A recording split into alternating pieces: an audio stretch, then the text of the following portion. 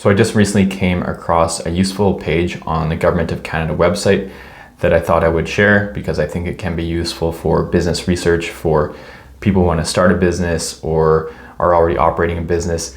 It just gives good information, good data on certain industries. And this is where those NAICS codes are really important. And I talked about that in a recent video, the NAICS code being the North American Industry Classification System.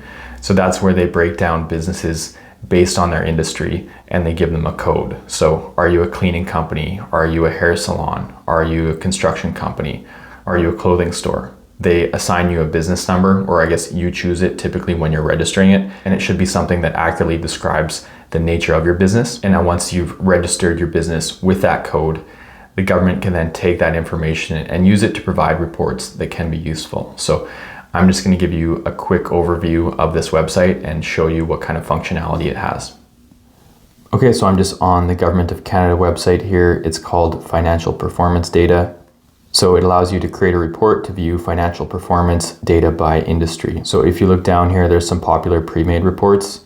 So they have categories like contractors, so residential building, plumbing and heating, electrical, carpentry and painting, or some different categories of food services and accommodations, professional services like bookkeepers, real estate agents, engineering services, and then some miscellaneous ones. So these would just be ones that people are commonly looking for. And so if you want, you can just click on one of these, as you can see I have done before. So let's go to like full service restaurants, for example. And so there it's going to show you that NAICS code. So that would be the NAICS code for full service restaurants. The revenue range, so it's basically considering pretty much all restaurants unless they're generating more than $5 million a year in Canada. Incorporation status, so this would be, are they incorporated or not?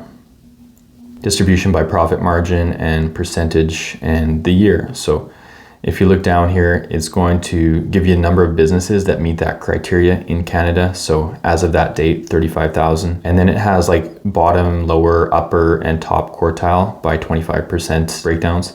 So that's just looking at businesses basically by size. And so in this case, it's just going to show you like where their expenses are coming from. So I think this is very interesting for the restaurant industry, because if you look here, it shows things like rent. So what percentage of their revenue is rent? So you can see for the industry total, it's about 9%. So 9% of their revenue is being spent on rent. Whereas for this bottom quartile, meaning like the smaller businesses, they're spending over 15% of their revenue on rent. And then it gets lower as the businesses get bigger in terms of gross revenue. And then here you can see labor and commission. So how much of the money are they bringing in this case for restaurants, is actually going to pay for labor. So industry total is 24%. Those smaller restaurants have high labor costs, like 30.5%, and it goes lower as the business gets bigger. So you can see this is really difficult for small restaurants because such a high percentage of their revenue is going to labor and going to rent, and that compared to larger restaurants or food service industry businesses, their percentage of labor cost is lower and their rent is a lot lower, so just easier to be profitable.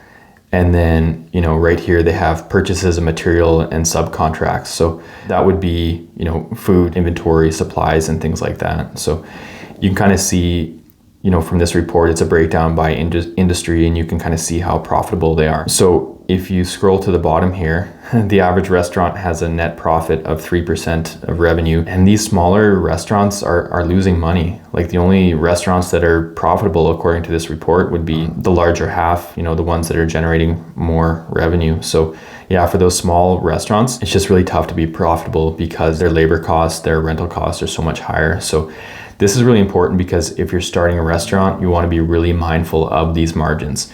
There's not a lot of profit margin in restaurants, so you want to be really careful with your labor costs and really careful with your rent costs. And now we can just go back here to the main page. And if you want, you can even create a custom report. So you can choose revenue range. Do you want, small businesses, 30,000 to 5 million, or do you want to see the bigger businesses, $5 to $20 million per year in revenue? Do you want to do all of Canada, or do you want to break it down by province? Incorporation status, is that only incorporated businesses or unincorporated businesses? And then do you want to distribute by profit margin or total revenue? Do you want to look at values in percentage or thousands of dollars? And then industry options. Are you searching for an industry or do you want to browse for an industry? So if you want to, you can put in the NAICS code. But if you want to browse by industry, you can see like a drop-down menu of wholesale trade, construction, utilities, education services, things like that. So for some people, this is probably overwhelming and not that interesting. Whereas for other people, they love data, they love analyzing things, and I think this could be really valuable. But whatever type of business you're starting, it could be good just to kind of see what other businesses are spending on rent, on labor, on materials, how profitable they are before you really get into a business like that if you are planning to set one up. Okay, so hopefully that was helpful. And if you want to check out that website, I will leave the link to that in the video description. So feel free to just kind of look around there and look at different reports. You can look at those popular reports or create your own custom reports. You can look at the industry you're operating in or an industry you're interested in operating in, and hopefully you can find some valuable information there. So if you enjoyed the video, please click like. Feel free to subscribe to my channel or at least check out the other videos I have on my channel. As of now, I have about 170 that cover business management and business startup topics. And if you have any questions about those topics that I haven't already covered in a video, feel free to just leave it in the comment section below and I will either address it there or create a new video on it.